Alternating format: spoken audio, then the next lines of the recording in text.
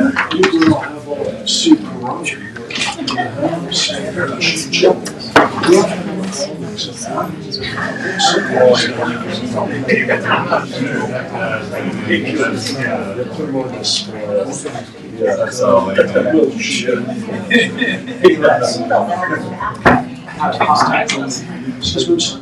I did. What? I'm joking. Okay. I'll tell you that. Okay.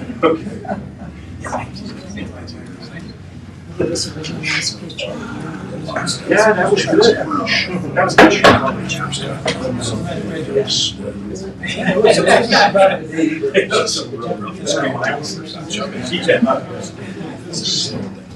She ran out there, running some floor, it was like 75 degrees. Recording in progress. Good evening and welcome to tonight's City Council meeting. Today is Tuesday, May the 16th, 2023. The time is now 6 p.m. The regular meeting of the City Council of the City of Trinidad will now come to order. Would you please rise for the Pledge of Allegiance? So, would you please lead us? I pledge allegiance to the flag of the United States of America and to the republic for which it stands, one nation, under God, indivisible, with liberty and justice for all. Can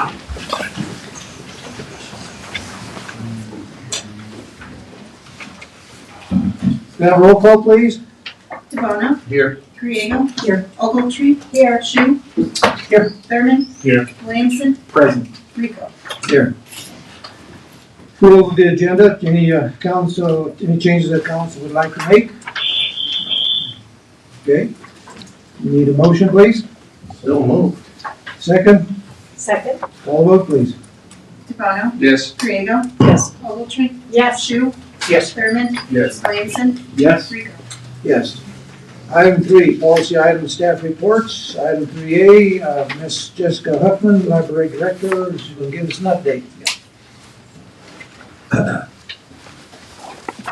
Good evening. Hello. Good evening, Jessica. How are you guys? Good.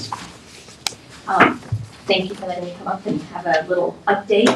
The main thing we're gonna update, I'm updating is summer reading is coming around the corner, so we're diving in. So starting March 29th is summer reading registration, and it will run till June 10th, and it's all online. So registration, we don't have to, they can actually do it from home. This is the third summer we've done it, and so everybody kind of knows how to do that.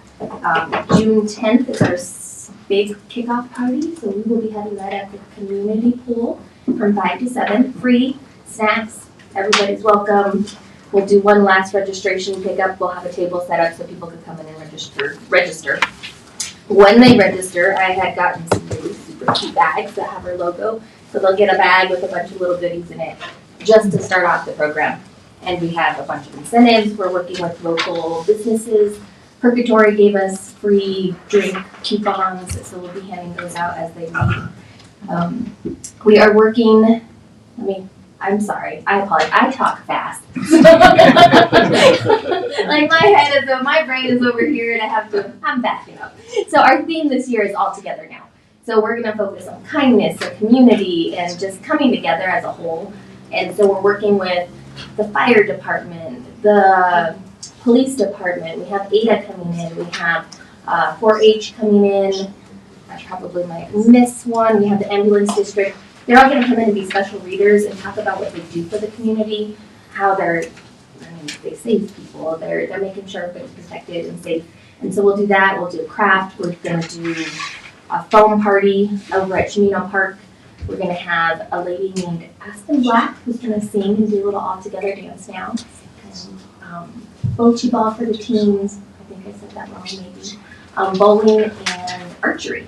And so we're focusing teens we consider 11 and up just because we have such a hard time getting teens. But those 11-year-olds are right in that little preteen age, so that's where we grab those kids. So that is our summer reading program. So we're gonna get that out, sent it to the schools, gotta have a KCRT interview, talking to you folks and working with it just to get people to come in and just giving out prizes, books, everything like that. Update on the HVAC. They are starting to supplies are filtering in, and they are starting to work on all of the, oh dear, boy. Thank you. All your ducks in a row. All the ducks in the row. Yeah, so they're creating more ducks. So they have tape all over the floors, and their ceiling tiles are down, and they're getting to it. So hopefully by beginning of June, we'll be nice and cool in there, and warm in the winter, cool in the summer. I'm so excited. So that is what our updates are. And I said really quick. So Any questions for them? You answered all my questions today. Do I have to wear my swimming suit? this is the second part of that. You need to wear some. To get a free bag? Actually, I brought one for everybody. Yeah. Oh, it's cool. I did. Well, I will have to bring these, but I did bring some bags for the council members. So I can hand those out as well. I'll give them. That's funny. Yeah, so you don't have to wear swimsuits. Thank you. You just had to show up. Thank you. I don't wear swimsuits either. I wear shorts and a t-shirt, so we're good. Everybody breathed a sigh of relief when we said No, just good job. Yes. Great job. Just Appreciate really the effort. proud of what they're doing. You're doing a great job. Thank you very much. Thank you. Thank you very much. Mr. Ruger, do you have anything from staff? Mayor, that's it for tonight.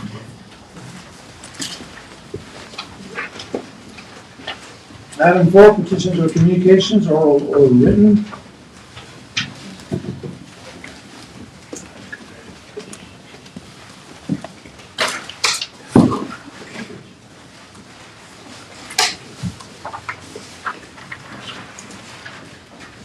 Read those things to see if they're in second. I always forget.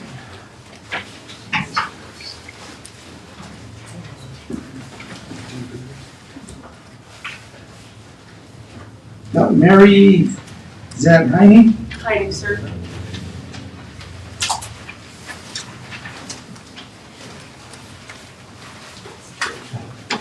Good evening, Mayor and City Council members. I spoke with you all last month on the Veterans Resource and Community Development Coordinator at Mount Pleasant Veterans Service Center. I have my business card this time, so that's why I came here. I just wanted to update y'all. So tomorrow is the Care and Share food distro. I'll be volunteering with that tomorrow. So if anybody's low-income family or seniors, we have senior boxes and low-income and family member boxes to give out. On the 20th is the Armed Forces Day Parade from 10 to 11:30, and that will end at Chimino Park, where I will hopefully set up a booth and have some information out. If y'all want to come by, that'd be nice. On next month, on the 7th, I have Finance 101 at the Champions Building where I work at for veterans and family members just to learn about finances, any questions that they have from 08 to 09. And then on the 8th, I have Female Veterans of Trinidad class that I'm doing. It's kind of like a support group for female veterans of Trinidad, and that's from 1400 to 1500. So I just wanted to come by and let you guys know what I'm doing for the community, and I'm getting out there and just trying to, help out, give back, and also not just to the veterans, but to the community members. Thanks for the update. Any questions? Give us a card. Yes, yes. Thank you so much. Thank you. Thank you. Thank you.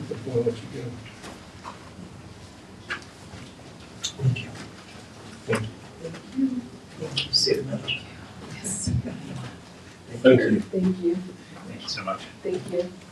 Donna Murphy. You're up. That's just, oh no. I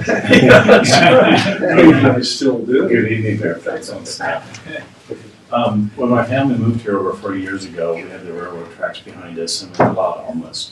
And it's an issue now, and they spoke about it at the last work session. I just wanted to add a piece that I think might help. And that's, through the years, I've had some really sad stories and funny stories of trying to help people, and it always doesn't work. And ironically, I've had a guy working for me for over a month, and he's doing a great job, and he didn't show up this morning, and I texted him, and he said, I quit. And I said, why? He said, psychological problems. I'm like, okay, you do what you can to help. That's the way I was raised.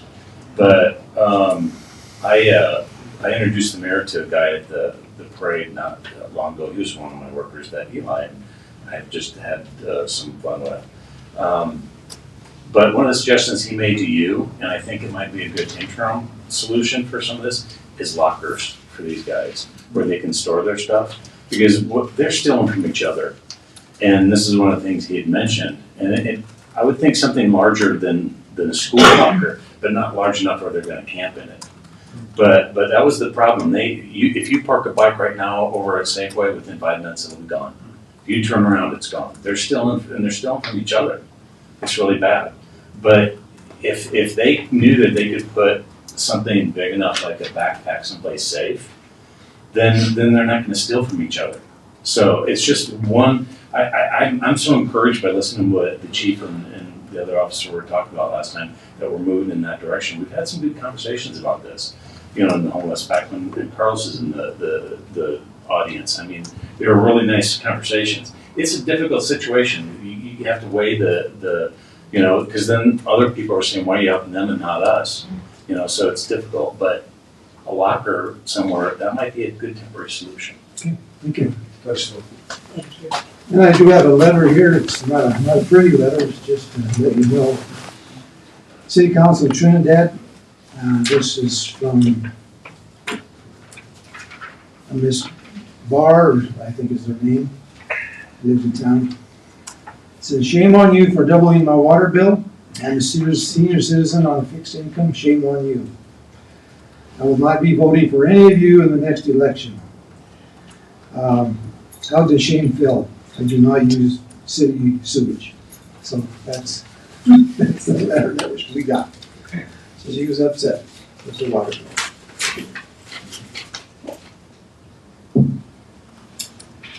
Item 5, consent agenda approval. Item 5A, approval of regular meeting minutes of May the 2nd, 2023. Item B, award of a 4-aught copper 15 kVA 220 mil XLP full neutral underground cable bid. Project 19-2023 to Champion Wire and Cable for $69,000 for 3 bids. And like I said, I know council might have seen that there was a different bid, but there was they corrected that. Item C, retroactive approval of purchase of a 2023 Ford F-250 service body truck for the gas department in the amount of $53,968. Item D, approval of the bills for $1,145,982.45. Item E, approval of the payroll, May the 13th, 2023 through May 26th, 2023, in the amount of $451,867.02. Entertain a motion. I'd like to make a motion to approve the consent agenda items alpha through echo. Okay. Second, Second? call vote please. DeBono, Yes. Griego, Yes. Ogletree, Yes. Shu, Yes. Thurman, Yes. Williamson, Yes. Riegel. Yes. Item 6, public hearings, we have none. Item 7, unfinished business, we have none.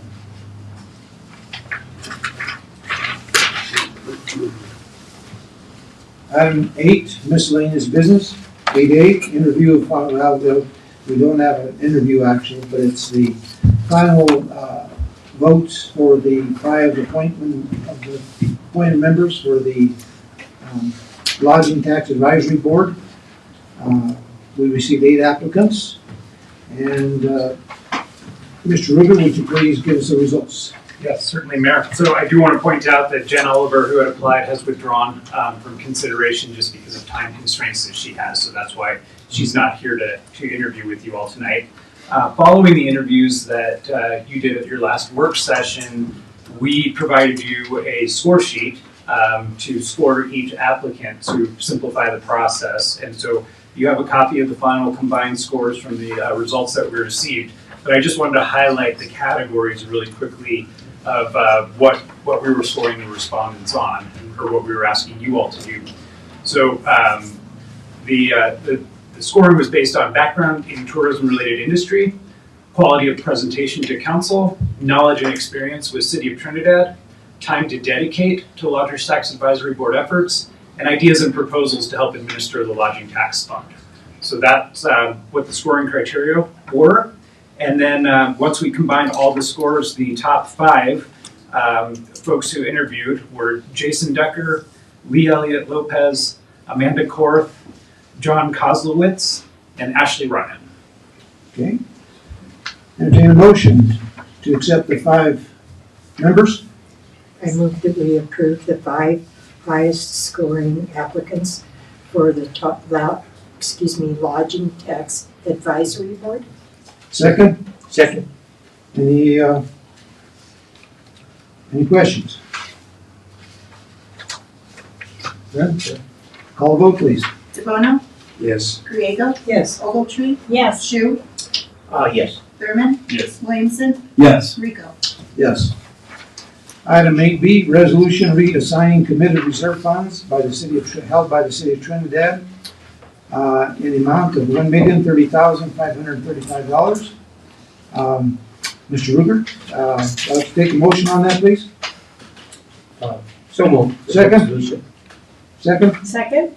Discussion, Mr. Ruger, do you have any? Yeah, Mr. Mayor, just wanted to point out, so just for everyone's knowledge, we had brought this up at a work session a while back. This is the money we had allocated for broadband expansion if we were to deploy our own system or do some broadband initiatives. In talking with the council and following the mayor and I's conversation with Comcast, we feel like that money could be better used elsewhere. So we're asking council to put it into reserves to serve as a match for our water tank rehabilitation project.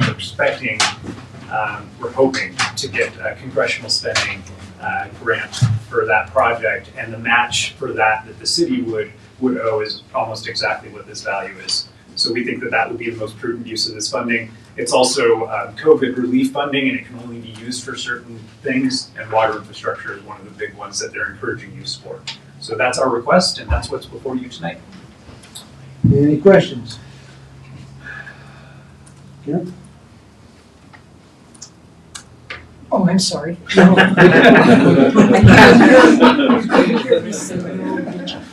I have no questions. No, I have no questions. Question. I think it's wise, and I'm glad that we thought through the best use of that money. No questions. Mr. Ruger, I apologize for this question. It hopefully is not difficult to answer, but could you speak some to, I imagine there could be a concern in the public purview that we're now adding $1 million, we're taking it from one place and putting it towards matching funds for water. We just had the rate restructure. Obviously, there's a lot of concern for that. I think we took that under careful advisement. All of us that make those decisions also live by those decisions, I point out. That being said, could you speak some to how that money will work in conjunction with the raised rates, and if one negates the other? Absolutely, and I appreciate the question. So even with the water rate increase that we've recently passed, there's no way, shape, or form that's going to entirely fund all of our water infrastructure needs. We have a potentially unfunded mandate coming down for copper and lead removal, which would not be funded entirely by the water rate increase. In fact, it's millions of dollars that we're contemplating that we'd have to find from other sources. So when we do find opportunities to help supplement the operations of the water system like this one, we do take those from other sources. So I think it's important that people understand that even the rates you're paying for your water service isn't nearly enough to pay for the infrastructure requirements to provide that to your home. And it's important that we're able to move this money around, and especially for our water infrastructure. And I think it's really, really important that we're able to do that. And like I said, we took away from the broadband, which we initially thought was the direction we're heading. Yep. But after listening to Comcast and after discussion with Mr. Ruger, we thought we'd bring back to brought it to council to figure it was best use to do that. Any other questions? Call a vote, please. DeBono, Yes. Griego, Yes. Ogletree, Yes. Shu, Yes. Thurman, Yes. Williamson, Yes. Rico. Yes. Item 8C, consideration of housing now incentive program funding agreement for 101 Pine Street from Franklin Ashley for $200,000 plus staff fees. Mr. Ashley, are you here? Is he here too? Mr. Glenn is here to. Okay, thank you. Yeah, go ahead.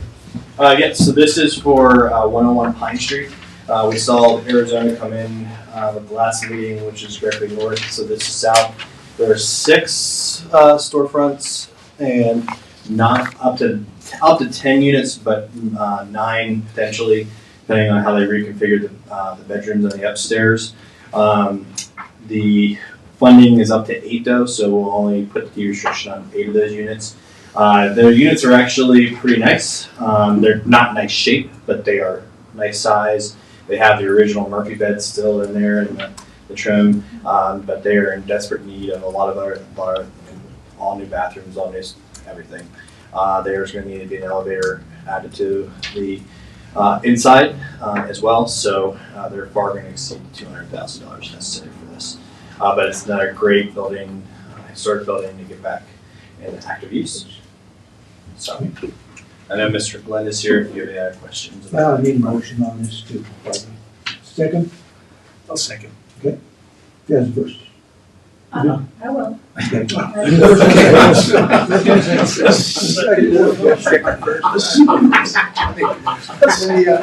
questions on Mr. Early?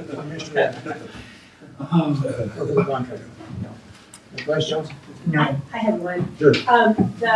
The total cost of the project is $3.166 million. Do we have some kind of specification that the money that we're putting into this only goes to the rehabilitation of the residential units? So what I do with every applicant is I go through and walk the building and make sure that to be clear, it's not you just get $25,000 for bringing it back. It's up to $25,000. So the cost has to exceed the full amount of that. So in this case, your 3.1 is the whole building. It's the whole building. But I can tell you with zero doubt that they're going to spend over $200,000 on the upstairs. We only had actually one project that came forward that was close, and even that was $120,000 for one unit. So the cost is that. So, but I do, to that end, I do go through each unit with the staff and make sure that we're not. And in the agreement, you'll see that there's an audit statement, so that we could audit the project if we deemed that we didn't think they were spending the funds correctly. Okay, thank you. Yep. I'm just curious, and I don't know if this is even something that you can answer at this point, but I have 2 questions. When is the construction anticipated to start, and do either of you know what the facade is going to be restored to? Both this project, a 101 Pine and around the corner of Arizona, are going to be worked through with History Colorado. So we will restore the buildings to their original condition. The original condition on 101 Pine was minus the stucco. Right. It's What is the finish under there? Do you know? It's fake, and it's going to be a hard one because the stucco that's on there is similar to a gunite, so we have to be very careful on how that comes off. And so as it is right now, it's coming off. If for some reason it starts to delaminate the brick, we're going to have to leave it and repair it. But the whole storefront, it is a mixed-use building, so the whole storefront down below will be rebuilt to period style. So all the aluminum, all the 80s, bulkheads and windows will go away. The windows will be replaced, and then in the back, we do have a new stairway, steel stairway that will match the one on Arizona. That parking lot in the back will feed with handicap accessibility the back of that building as well. So there will be a ADA compliant unit in that building. Mm-hmm. Okay, any other questions? Well, that brings me to a question then. How are the apartments going to be ADA accessible? So there's only one that we are required to do. Oh, okay. So, but as Michael and I took a tour through there, we will have a lift in the back of the building to get there. The front of the I don't know if you've ever been in there, but the front stair just goes up to a hallway. We do have to leave that according to History Colorado. So we will do our accessibility through the back, and only one unit needs to be. They're beautiful. Every room in there has a Murphy bed, so it's exciting. We're gonna keep those and restore them. So it's just like a studio apartment type setting, is that what it is? Correct, yeah. So there's, right now, I believe there's 2 common bathrooms. And then I believe there's 10 units in there now. We're going to consolidate that to 9 units, so there's going to be 3. We're still going back and forth. There's going to be 3 one-bedrooms, and the balance will be studios. We may end up with 2 one-bedroom apartments and then the balance studios. But they're all getting brand new, state-of-the-art bathrooms and kitchens. So, yeah. And when did you say that you'd probably start construction of this? So this one looks like it's probably going to be starting sometime in October, November. Arizona building will be starting before that. Okay, if there are no further questions, call a vote, please. DeBono? Yes. Griego? Yes. Ogletree? Yes. Shu? Yes. Thurman? Yes. Williamson? Yes. Rico? Yes. Item 8D, first reading of the ordinance, repealing Trinidad Municipal Code Chapter 14, Planning and Zoning, and reenacting and adopting by reference City of Trinidad Municipal Code Chapter 14, Land Use Code, and setting a hearing date for consideration of said ordinance 6 p.m. on June 6, 2023. Would someone to introduce? I'll introduce. The motion? Moved. So moved. Second? Second. Discussion? Mr. Yerman? Yes, so I don't know how you traditionally do this. You want me to go through the whole presentation, or you want me to do that second reading? I think it probably best second reading, but if you have some highlights that, Sure. of the major changes, I think those are items that we would like to hear. Yeah, I'll try to keep it within 2 minutes. Besides that, it was hard to read the way we got it sideways. Yeah. Just kidding. It's Okay. hard to read right side up. Well, highlight on that. Sorry. Pending any changes to this, what you received was the red line. Pending any changes, I'm gonna be working on putting it in final form. So we'll get that and we'll send it to you as a PDF. So that it's a little easier to read. Yeah, I don't scan. I said it right. I'm not gonna blame the staff on that one. But, you know, what the biggest thing I would first start to highlight is the, you know, why are we doing this? Really, I'm here through a DOLA IHOP grant to look at qualified strategies for how to incentivize housing. This is the 8th. We were required to have adopt 3 potentially through the grant. This will be number 8, and this is expedited review of affordable housing projects. But it's bigger than that because it really does get to the heart of what I saw as the major issue with the code, which is process. It doesn't. There's a few minor tweaks to some entitlements that were just language tweaks, but really this code update is all about process.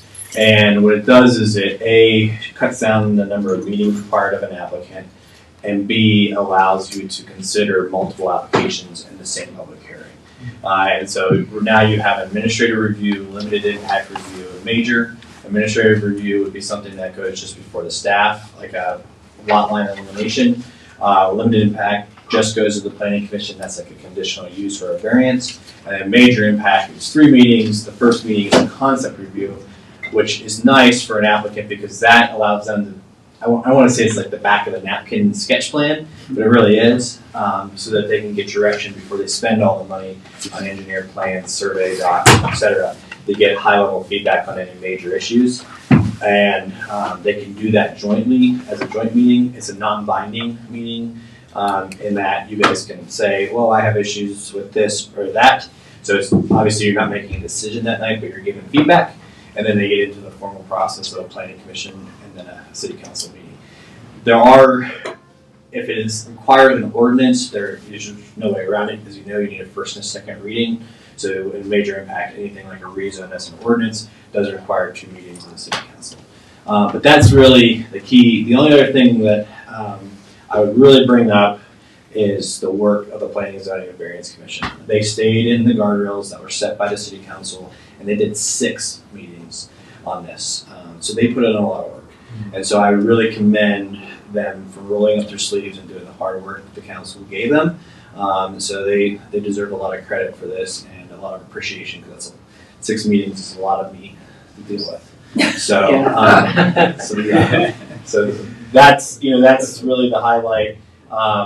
Again, this is available, and like I said, Article 3 is really the key to if someone's really trying to look at this and wants to see. This goes through the new submittal requirements. The other big one is that your code is very prescriptive to requirements of applicants. So no matter if you were a major subdivision, you had to do a traffic study, you had to do soil analysis, you had to do the 26 items that are listed. What's beautiful about this new code is that the staff at the pre-application conference and after hearing the concept review can say, yes, we do need a traffic study, or no, we don't. That was not a concern. So just depending on what is required of the applicant can be submitted. And so that now they have the ability to also assist in that, which is huge. I mean, those soft costs are the piece of the project that developers don't get back. And especially when it comes to something like what I do, which is housing. I always laugh because I'm like a horrible consultant, because I'm like, you shouldn't pay for me that, I'm the one that can't get paid for a grant. So it helps to help reduce those costs if you can to get these kind of projects moving forward. The final thing I would point out that's important is, as Prop 123 continues to evolve, I have already added into your code the expedited review language. There hasn't been any direction from the state, so knock on wood, I did it right. But I hope that that allows you guys to get right into the hopper of Prop 123, and that that funding become available, because it's a huge piece of the puzzle. Questions? I have one. I always have questions for you. Yeah. By changing any of this, I mean, I know you added stuff and you probably took some away. Is there any reason that some of this stuff wasn't necessary in there? I mean, are we adding stuff that should have been in there before? And does it make it easier for the applicant, is what I'm getting to be more feasible, expense-wise and stuff? Well, so at your next meeting, there's 2 other things that are going to come into this that are important. You'll have a fee schedule that will come in, so your whole fee structure changes. And I can tell you that, having just had some conversations with developers, their fees are going from, because if they had 3 different applications, they were paying 3 different fees for all those applications, because you had to notice them, you had to do separate staff reports, you had to conduct separate meetings for each of those. Now that you can do it all concurrently, you're taking for one applicant, for example, I don't want to obviously talk about details, but their fees were over $4,000, their fees will be $1,000 under the new structure. And they'll be able to go through just the one set of meetings instead of having to do 3 separate meetings for 3 separate applications. So yes, what I will say is that I had this, the format of your current code was the exact same format that I took on in Salida. Our council was very much, I took on that job during the recession. It was like, how do we, 35% of the Salida's economy came through my office. So it was like, how do we keep people employed? How do we keep the building economy going? And so this is how I developed this 3-tiered system. And it really did help. I probably helped too much in Salida if you've been there lately. But that's the goal, is to get that investment coming into your community.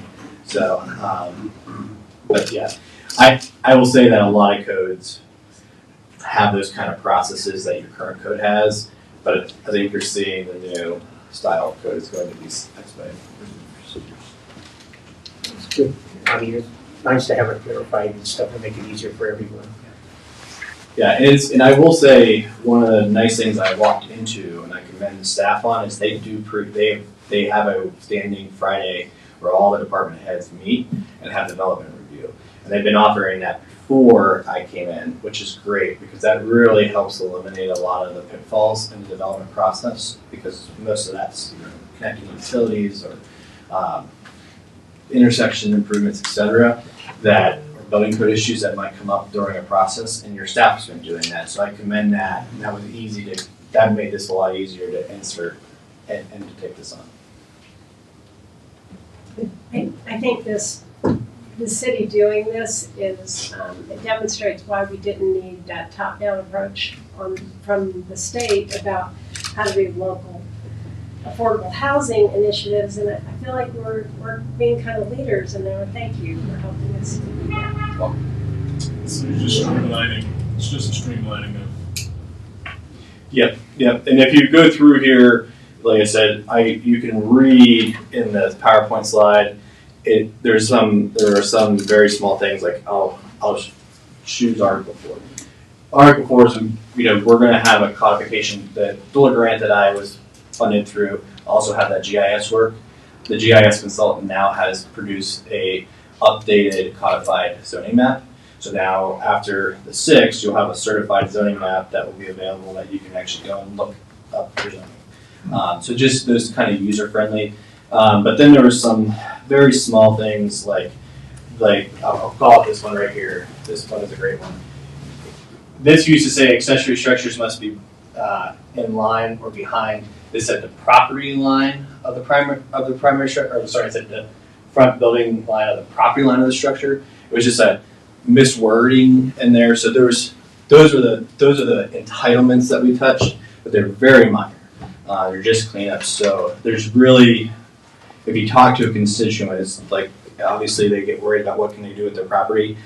It's really process. It's not the underlying uses or et cetera that they can do. Any question here? I'm sorry, no questions, thank you. A couple, anything from this, anything else? Okay. Question I have is you said that there'll be some additional documentation that you'll be be introducing, correct? Yeah, so right now you have a red line. Right. I will go back and change the numbering and get everything clean. The issue is that if you make one change tonight, all the numbering changes, so I want to just do that one time.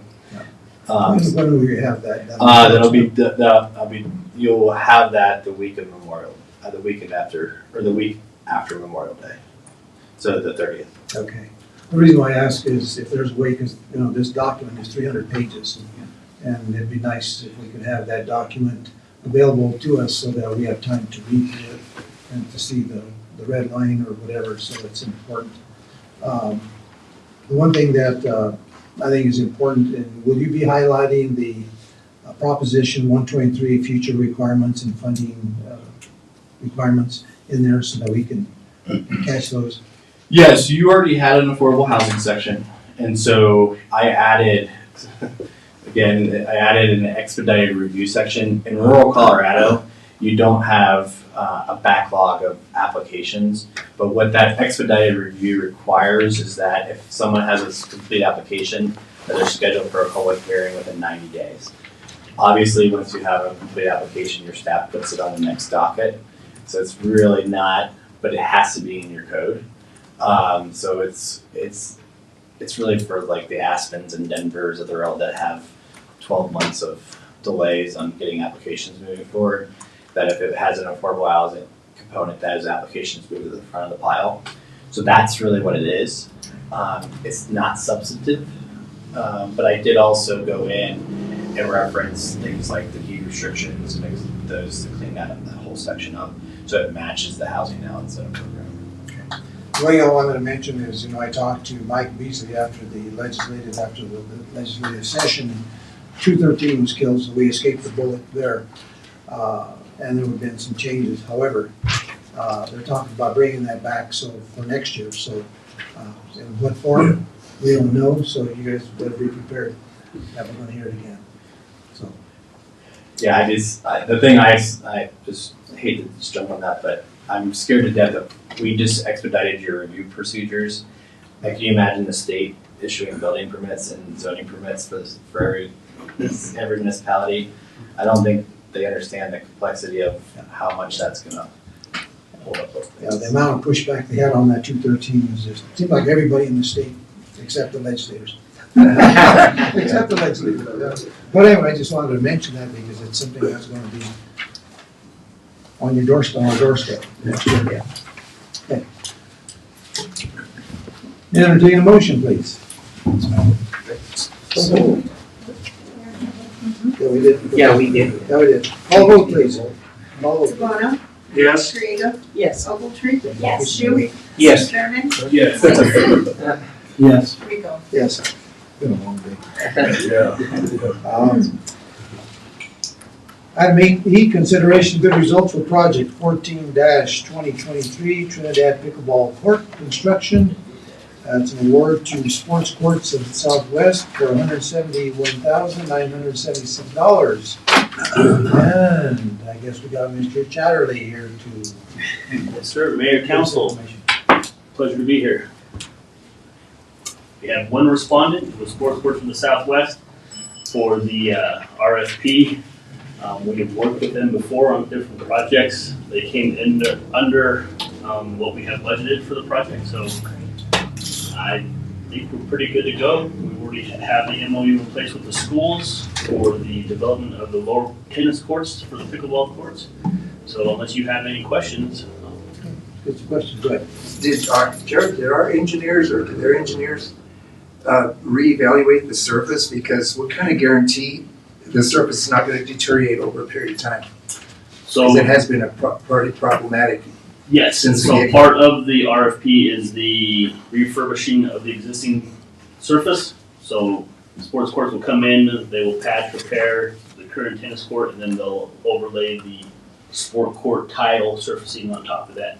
We should be good to go. So it's not actual, so maybe for further explanation, we originally went out for an RFP for a complete rehabilitation of the tennis courts with a tennis court style surface. They came in over $100,000 of what we had allocated for the project. And so under the recommendation of the city manager, we went out for different bid, the different scope of work, which initially is what I had wanted to go. This has a 15-year warranty, which is even a longer warranty than what we do have on actual tennis courts. This surface is recommended and endorsed by the National Pickleball Association. So it is an up-and-coming thing that pickleball courts are made out of. And way cheaper, and it works better with what the situation we have going on. So they sent me pictures of the similar projects, and actually our surface is not as bad as some of the other surfaces they've dealt with as far as repairing and making it functional. So we should be good. That literature that you gave us with the proposal, that's pretty impressive stuff, and it's very colorful. I know, it's gonna look really good. It's gonna look great, and I'm glad that you mentioned about other projects that they've done where the beginning surface, starting surface was worse. Yes. Because I remember those tennis courts almost went kaput from day one. Once again, Yeah. yeah. So we're gonna avoid all of that and just go with this tile sport court surface. So when are they gonna start, Jared? There's a 6 to 8 week lead time after approval today, and so hopefully, originally I had hoped to have the whole project done by Labor Day, so we could enjoy the courts during the summer. But with that lead time, we're looking at midsummer before they'll. But once they are ready to go, it should be 6 weeks, and the project is done and ready to go. Okay. Do we have to protect them during the winter? Or? Nope. The courts, the material stays up the whole time. It's guaranteed through the weather and under that 15-year warranty. Okay, good deal. Is this surface rolled on? So Or is it laid on? it's laid on. It's snapped together tiles. So they come in pieces and they just interlock all together. And that's the way it goes. Frank? No, I wish you'd find another location. I'm not for it at all. That area has been terrible. They put those courts in there 3 or 4 times. I've had experience with that. And they keep deteriorating. The soil over there's a well underneath there. Mm-hmm. There's water. They're not gonna last. I mean, we're throwing money away. I don't care what they have for a guarantee of what they say. That's a bad area. I wish you would find another area that we could do that on. They have never had any luck there. They've spent chunks of money there, and you can see those courts the way they are. And that's what's gonna happen in a few years. And that is part of the advantage of having that even if the court underneath not deteriorates completely, but continues to crack in little things, the overlay will not affect the play of the surface. Well, it has to affect it because it's on top of it. Where's it gonna go? Right, well, it won't because of You can't, you can't sell me that. That's all right, I don't know, I I mean, appreciate that. that's my opinion. Everybody else has their own, but I mean, that's my opinion. I think there should have been a better location for it. I understand completely. Is there any maintenance that's required of the city? There's minimal maintenance.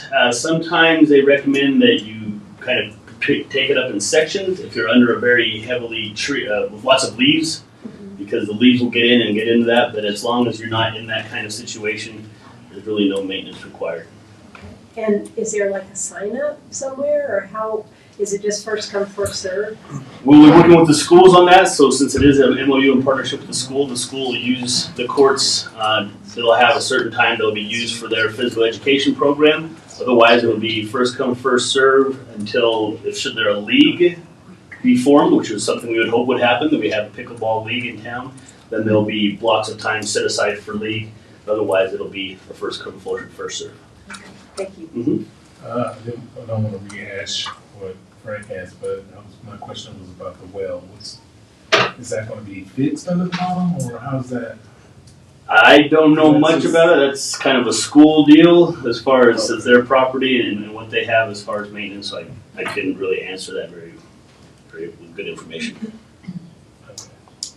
So, Jared, first off, thank you for what you're doing. It's a big undertaking. I know a lot of people in, I forget what year it was, we did that survey, and a lot of people want to see pickleball. It's something that would be beneficial. I mean, there's up and coming leagues, people do tournaments. It's something we should do.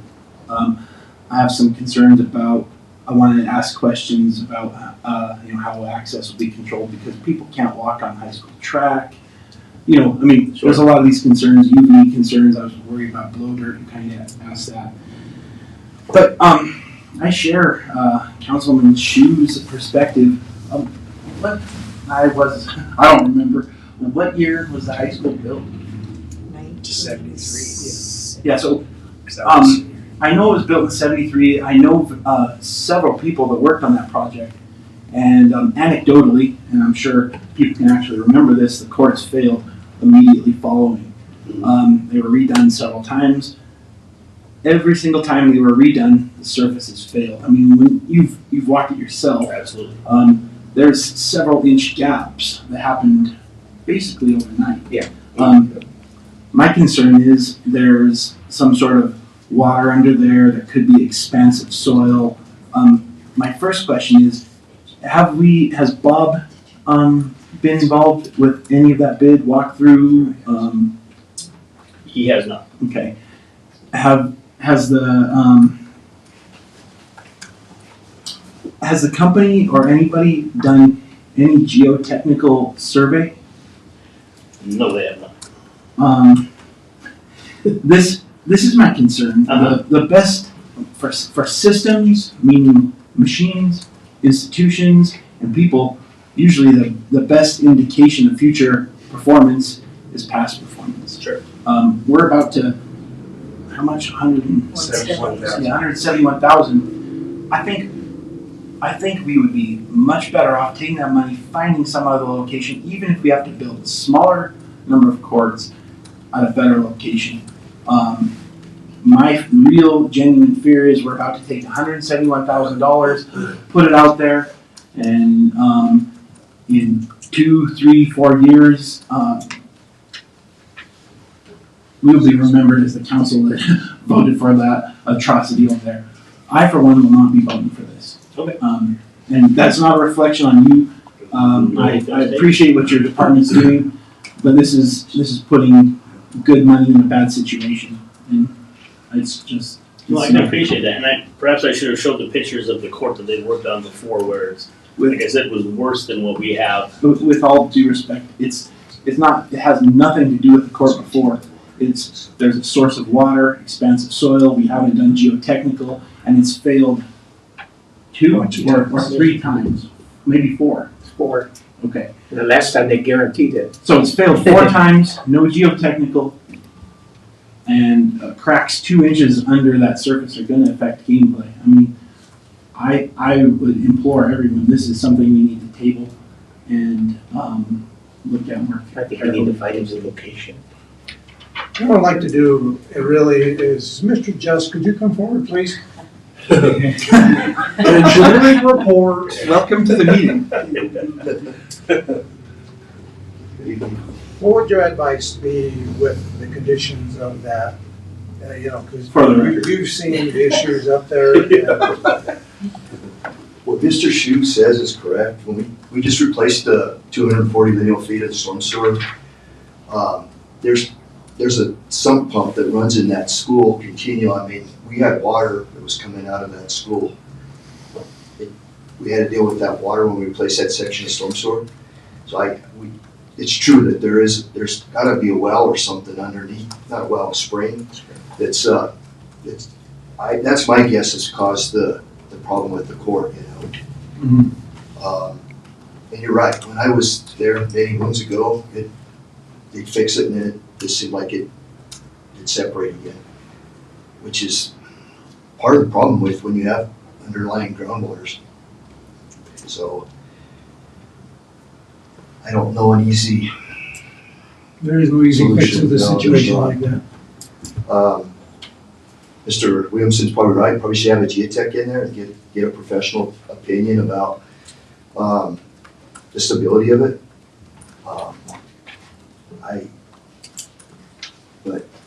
I can tell you that when we replaced that storm sewer, we were dealing with water through the whole thing. That pump kicks on probably every half hour. There's a sump pump in there pulling out of it, probably a spring. Well, we have 2 ways to go. This is either approve, not approve, or table and get some additional information from geotech. Make a motion to table. Okay, Second. okay, that's basically, so, let's call a vote on that. DeBona, Yes to table. Griego, Yes. Ogletree, Yes. Shu, Yes. Thurman, Yes. Williamson, Yes. Rico. Yes. For the record, I still would like to thank you for all that. Yes, really, yeah. Genuinely. I appreciate that. So I guess the next thing I guess we need to determine is, just a discussion as to, do we want to get a, geotech person in there? I think that would be something that maybe we need to look at. Mr. Mayor, yeah, we'll look into pricing on that and see what we can do to get some more information and get some guarantees that, Yeah, we should look at another location too. and we can definitely look at I think that would be the best. I mean, public access would be, And that's another thing too, the high school, there's issues. They don't this one, want we to probably feel left the on front. the agenda. I have a question. So there's two courts there, the upper and the lower. Are we doing both of them? Just the lower court, Just the lower court? just the lower court. So with those two tennis courts, the way pickleball courts are situated, you can put 3 on one side and 3 on the other, so we'd have had a total of 6 on that lower court right there. So just for information, the first numbers that we got, which was just a resurfacing and not a complete build out of a raw site, was $300,000 for basically a tennis court. So just for budget wise, we'll be looking at probably about $350,000 to $400,000 if we start bare ground. But at the same time, it may be worth it to get a good solid surface. Jared? Yeah. Why don't we put those up at the tennis courts at the golf course? That's something we could consider. We kind of thought about there because it kind of brought all our athletics kind of closer. We have Central Park, ball fields and such. Right across the street, there was already parking there for the high school. It's by the gym. It was an MOU with the school, so they could use it as part of their physical ed. So that's kind of why we thought about that. Do you have a question, Ms. Ogletree? What about I'm just thinking of the racquetball courts over by the college. Are those at all a possibility? I hadn't even considered that. There are parking lots now. They converted them. They don't There's have no any racquetball. There's no racquetball tennis or parking lots for the tennis courts where they converted them to parking for the students. Yep. Okay. What about inside the rec center? They already have inside the south side, they've striped the gym floor for 2 pickleball courts. So we do have those indoor facilities, and they're used regularly. I've gone up there and I've actually played with the folks who play up there. So we do have pickleball available. This was intended to be a little bigger venue, so we could have tournaments and leagues and such like that. And it's nice to play outside when the weather's good. So. Well, I guess, finalize this thing, I guess the best thing is just to go back, reevaluate. Yeah. Before, okay, thank you. Thank you, Mayor. Thank you, Council. Thank you. Item F, consideration of bid results for project 06, 2020 curb cuts and sidewalk phase 2, tobacco construction in the amount of $187,870.21 for 21 curb cuts at 9 intersections. Mr. Just, what do you have? Entertain a motion first. So moved. Second? Second. Okay, Mr. Just, what do you got? Good evening, Mayor, members of council, Mr. Helms. So, How are you? good, how are you? Last week, we opened bids, we got 2 bids. This is the next phase of the curb ramp project. Part of our ADA requirement that we continue throughout the city. We didn't want to make it real big, so the reason being is that the contractors have ability to bond the project. So we received 2 bids. Mr. Baca Construction was a low bidder. Cedar Ridge was the other bidder. Both of them were good contractors. We dealt with Mr. Baca on the first phase. So I recommend that we accept a bid of $187,870. Okay. You guys have any questions? Questions? I don't. Where are these gonna be? Do you have locations for them? Yes, I didn't ma'am. see them. We are going to be doing 2 over on Stonewall and, we are Stonewall Snyder and Stonewall and San Juan. And then we also have 2 on Strong and Rosita and Strong and San Pedro. There's a gentleman that lives in a housing authority that's in a wheelchair. He came to us last year and it's the reason we have curb ramps is help people like that. So I recommended that we added those 2 over there. Is there any, And then, I'm sorry. And basically we're heading east down Main Street. okay, We eventually want to we want to go to the hospital eventually, we'll be out there with it. So we're going to start at Ash and we're going to work our way to Linden on this section. okay. So go ahead, your I was question. gonna say, how do you determine what, you mentioned the gentleman that's got disability, but how do you determine where else you're gonna put these? What we're trying to strive now is to have a continual path. When I first got here on the first phase, it kind of hopscotched around town. We can't rebuild a street, do any paving or anything unless the curb ramps are in place.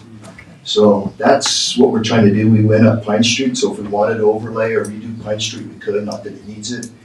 So that's kind of our focus now is continue on with the path that they can continue. Okay. But we have a map next door that shows the completion ones and our proposed ones. We're working at it. Talked to Mr. Ruger today. We got a 3-year extension a year and a half ago from our EDA attorney. So we'll probably need another extension. It's just, there's a lot of work that needs to be done. Fortunately, we keep allocating money every year to the budget, so we're making progress. Thank you. Oh, no. I just want to say thank you, because every time I walk a path where there's a good intersection that I don't have to take steps for, so I'm just grateful. I think it makes our city more accessible, and I'm glad we continue to work at it. What's the percentage? How close are you to being done with this puppy? Where we at? 60%? This would be just a guess, but we may be 20 to 25% complete, just to give you, and that's just off the cuff. All you're more welcome. I can show you the map that we have next door. We have the ones that DOJ said we have to do, and we have completion. We have green circles on the ones we completed. So. I just have a few questions you can address. From just mentally tracking when you were saying intersections. We're not having any of those intersections. There are going to be big elevation changes with the cutback ramps and all that in this batch, or is there? Not on this batch. I would, up on First Street, just east of our proposed, our construction project, between Maple and Walnut, I would like to, basically next to Fort Wooten, I'd like to address that. We had told, my predecessor had told the Housing Authority that we'd try to get those. And then we'd have a continuous pass going down First Street all the way to the Housing Authority office. And those would probably require switchbacks if we did those. They're steep. I had a question, and I think it's germane to this, but it's somewhat general as well. If people have made improvements to those right-of-way areas that are going to be impacted, such as large planters and that sort of thing, what responsibility does the city have for giving notice to them, and is there any responsibility for a restoral of that sort of work? That's a good question. So we did one up on Park in San Juan last year. We ended up having to do a retaining wall, approximately 3 foot high, because we had to drop the ramp, you know. So yes, we do take into consideration their yards and whatnot. But as you know, per ordinance, we have a lot of parkscapes that are in our right of way. So we basically own those parkscapes. So we do have some latitude for adjustment and moving around in those. But if it's going to drastically change their yard or whatnot, then we look at other alternatives like retaining walls. I have no further. I'm glad to hear that we're going to continue down on East Main Street. Because like I mentioned early on, start at one end and continue to move forward. Do any of these, because like I said, this is 5 years ago, at least 6 years ago, we talked to the Housing Authority when they worked with us with the Space Grade project. And one of the things that we agreed to do was to take care of some of the intersections for them, some of the curbs cuts. And do any of these fall into their areas? There's between Armstrong, between Rosita and San Pedro, that's pretty much all Housing Authority houses. Okay. So that helps that block. We're basically doing the 2 corners on the block there. And then the rest of them do not address them. I just wanted to live up to the agreement we had. The thing about it is we never did determine if there were 6 cuts or 7 cuts, and I'm not sure if we ever looked back to see. For Housing Authority? Yeah. I'm not, they're all, Housing Authorities all over town. That would be more than, guarantee it's more than 7 cuts. Well, it was just we agreed on a certain number of them, okay, just so that they would help us with the Space Grade project, where they have to sign off on that. Okay. And we had agreed to do that, so if we could try to find out if there were 6 or 7 or 2 or whatever, because I think that we need to live up to that agreement. And of course, it would fall under this. And I think if we jump further east, going down between like Walnut and Maple, that would help. Yeah, I would like to, but like those are going to be expensive because that's an 18-inch curve there. Oh, that was one of the ones that their predecessor looked at, and we determined because it's so hard, it would take most of our money for that 1 year. So that's the reason why I think that didn't happen. Yeah, we met with Tanya and Mr. Babney before he passed, and they had kind of expressed that block with the previous city manager. So that's, and they came to when we had the First Street project, we had to, we invited everybody, kind of hey, this is our project coming up, and they got up and talked about, where else are you gonna be doing, or is it possible to extend down First Street? Okay, so if we go down on that First Street, would that be under phase 3 that you'd be looking at, or what? Potentially phase 3, or we might, potentially be able to add to this project. And it could be that. Because we have the funds. Okay. We roughly allocate about $1 million to ADA. Right.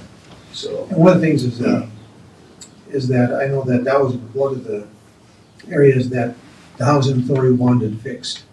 And that was high on their list, it was low on our list. So maybe fixing that one curb would suffice for the rest of them that they were looking at. Sure. So, I do know like in their EDA units, like up on Third Street, I think we've already jumped up there and got those corners taken care of.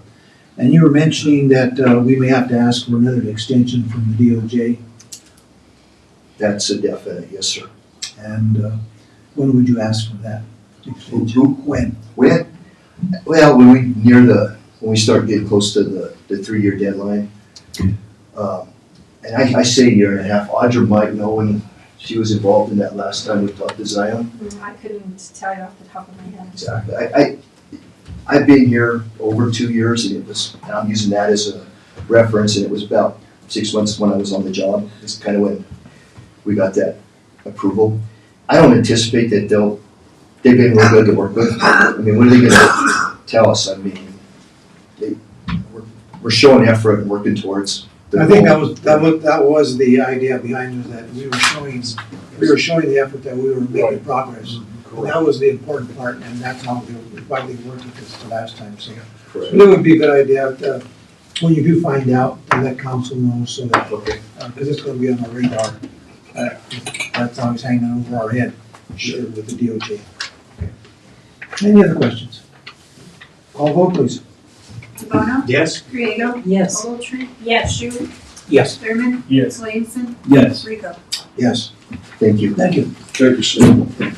On to council reports. Well, the Los Angeles County Veterans Committee in Fort Wooten, they're having a Memorial Day breakfast Monday, May 29th, starting at 7 for all veterans and their families, police, fire, first responders, and it's sponsored by McDonald's. It's going to bring all the food and drinks. I went to the grand opening for East Street School, and that was phenomenal. What they did with that Yeah. building was miraculous. I also attended a CIRSA not continuing yet, informational meeting in Pueblo, sponsored by the Pueblo Urban Renewal Authority, and I talked to Mr. Light. I gave you guys a couple of handouts along with the book. I don't know. I know we've gotten that book, that pamphlet before, but I picked them up just for you. And what's really interesting is there's some handouts they gave us, excuse me, that were more current. One of them talks about executive sessions, and the other talks about emails. I talked to Mr. Light, and he said that anytime we want to have a training session here in Trinidad for boards and commissions or anybody involved with appointed and elected, he would be more than happy to come. No, I don't have anything. I'll have some next time I got some stuff from Martha. I also went to the East Street School opening, and it was just as Councilman Griego said, it's really impressive, and I believe the architect on that project is the same one who's going to be doing the Arizona. Yes. And very creative use of that space and respectful use of that space, and I liked it. Arts and Culture met, and they are putting out their request for proposal to do a mural restoration under the Commercial Street Bridge. And so that I'm hoping that people will come forward who are interested in evaluating it and seeing if we can improve it. Still need 3 members on that board. And I just wanted to take a second and congratulate the people who are on the Lodging Tax Advisory Board now. They have a lot of work, and we had a great panel of people to interview, and I know they're not probably here anymore. I wanted them to know that I appreciate all of their effort, and I look forward to getting them to work. And then finally, are we having a meeting on the 30th of May, which is the Mr. Mayor, Council, no, we're not planning a meeting. Your next regular meeting will be on June 6th, and then a work session on the 22nd. Karen missed that one. Okay, and so I wanted to say to our people that the first Triggers game is on May 31st. So, and I believe you might be throwing out the first I'll be ball. throwing the opening pitch. A lot of energy because KCRT's going to be there, so. All right. That's all I have. throughout the first. Yeah, I went to East Street School and it was amazing. It was a good time. I think I got there kind of late, but I was able to do the tour and listen to the band. As far as Parks and Rec goes, I guess we all caught up with the pickleball situation. So that's all I have right now. I just have several requests for upcoming work sessions, if I may. I think it would be super beneficial to discuss the condition of Linden Road. The Root Road? Linden. Linden Avenue. I'm sorry, Avenue, thank you. I was testing and paying attention. Yeah. Also, I know it was mentioned that we were, I believe we were setting some money aside for improvements at the dog park. I thought it would be good if we could maybe discuss that. I know a lot of people have some strong opinions as to what they would like to see there, and I don't want to use this time to relay that. It's really nice to see the Nevada and Pine improvements happening, and I mentioned this before.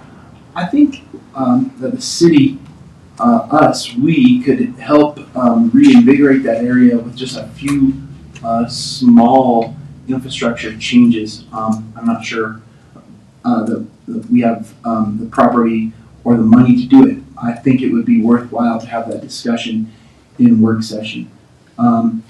And then lastly, this is relating to our upcoming RFP for helping the town become a tourism-based economy. It's amazing when you drive through some towns, the feeling, vibe, for lack of a better word, that they generate. I would like to have some city council discussion to see if we couldn't do something, and I'm not talking code enforcement, I don't think that would be the positive way to do it, but to invigorate people to really take pride in the curb appeal of their homes. Because, and I'm not casting stones at anyone, but sometimes you're walking and driving through a neighborhood and it's great, and then needs a lot of help, and then great. It would be nice to find something there. I mean, I know that's a really big out there thing, but it would be nice to have that vibe better in the community. Those are the 4 things that I have. Yeah, that last one there is pretty hard to. I understand that, Mayor. It seems like it's almost impossible, because we've brought it up before, but we've asked, hey, if we could do something, it'd be great. And we would. I mean, and I know we're not having a work session, but if it results in code enforcement, then maybe we strengthen that. What's your address? My curb appeal, I would say, is moderate if you drive by. That's I was gonna say, the use of that East Street School is a tremendous asset to the community. She did a good job of taking it upon herself to get something done with it. And what was interesting, when I toured, there were a couple of people that were there that were previous teachers in that school. And it was interesting, you all wanted to see what it looked like, but it turned out really, really well. And as you probably saw in the newspaper, that we got that transportation award of $97,000 or something like that. So that was a good award that we got for some of the infrastructure that we constantly are going to fix. So that was a good addition. I went to that recreation project that the city and the county had gotten involved with a couple of years ago when we put in that money to the county, where they applied for the grant. We didn't apply for it because we were doing this at the same time we were applying for from DOLA for the wherever it was, anyway, for the Fox Theater. So we couldn't do both. So they took on that project and they received it and they went through the entire processes. And Mr. Ruger and I were there. So as you were talking about making Trinidad a destination, one of the things that's interesting is how that's going to overlap, Mr. Ruger, with our city area-wide planning. I think that's something that we need to look at, because it could very well partner up and take a look at everything. So I think that's something we need to consider.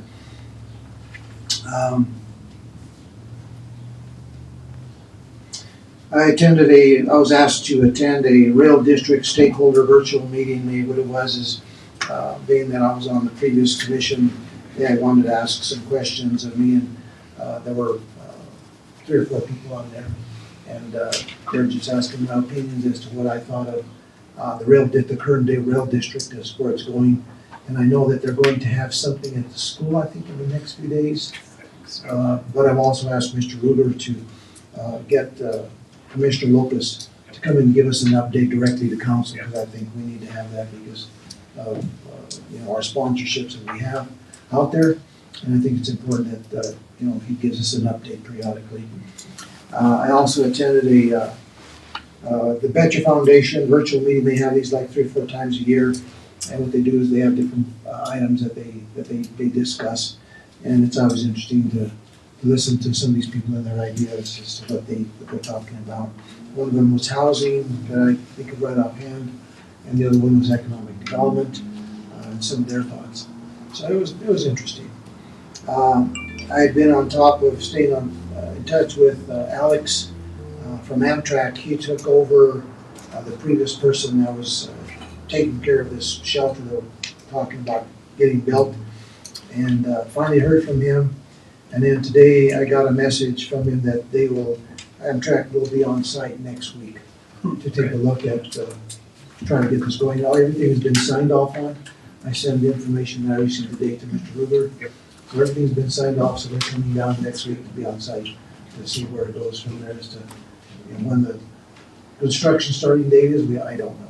They couldn't give that to me. Excuse me, Mayor, do we have any input into that as far as the architecture of that building, or they're not gonna let the city? I think they already designed it a little bit, because it's their building. That was it for me. Mr. Ruger, what do you have? Just a couple of things, Mayor. I just want to let the council know that we are in the process of signing a contract to do the National Community Survey through a company called Polco. So this is a statistically valid community survey that they do for hundreds of cities across the country. And it has questions about quality of life, infrastructure, and just general perceptions of how we're doing as a community.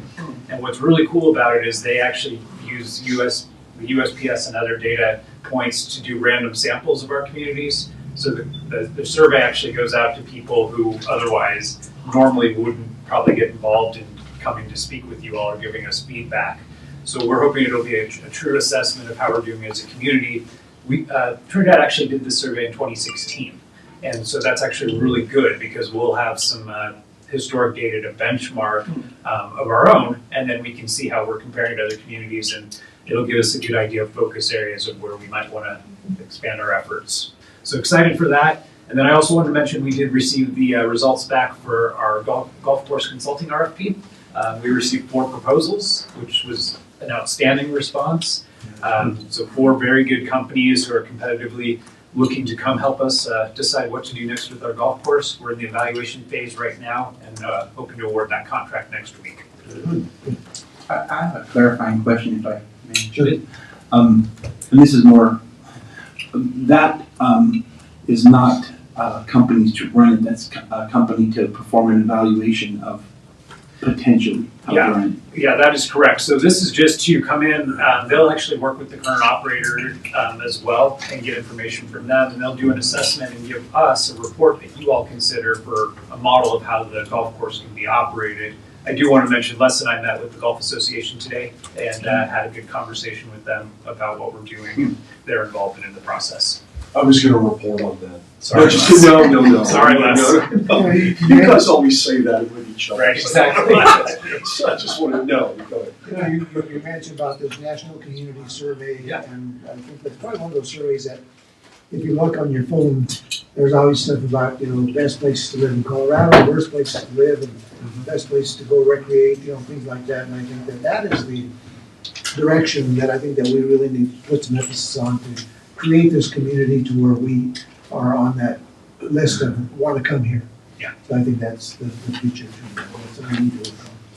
Mr. Downs. Thank you, Mayor and council members. I just wanted to emphasize that it was a really good meeting. And it started off a little tense and people were not real happy. And it kind of ended with everybody understanding what the city was doing and why. And it was a really good meeting. And along the lines of Mr. Ruger and I having meetings with people, we also met with our counterparts from the county on Cougar Canyon, just so you know. So we met with Mr. Dorenkamp and Ms. Nelson, and it was a real good meeting. And I think our being able to communicate with them is going to really help to answer a lot of questions, and maybe at least for a short period of time, put that, to rest. But anyway, that also was. I did get a letter from a lady from, I forget where she's at, and I called her back today, and she is an owner of this property. I don't know that you know who that is. Okay. But that's all I have. Council have any other items that you'd like to bring up in the future for? I have a question, if I may, Mayor, concerning the meeting for Cougar Canyon. I'd like to make a request if there's some way possible, and this is also a big ask, but there is a public perception, and I've been approached by it, that this fixing Cougar Canyon is air quotes easy fix, and there's just certain steps being obstructed. Is there any way to have some way to educate the public sector that it would be all of our desire to see that fixed, but there's just many obstacles? Is that possible? Big ask. Well, it's kind of walking a fine line, because a lot of that is information that we have obtained through prior legal opinions. It also involves, a number of practical considerations like obstacles and problems with reseeding the metro district. I think you kind of know. I think what we need to do with this particular is just leave that alone for tonight, and I think that we're gonna have another discussion at some point. I think, but appreciate the question. Okay. Any other items for future meetings? Council can think of? All right, motion to adjourn. So moved. Second. Second. Call a vote, please. Devon? Yes. Toledo? Alderson? Yes. Thurman? Yes. Williamson? Yes. Rachel? Yes. Hey, Hey, Les.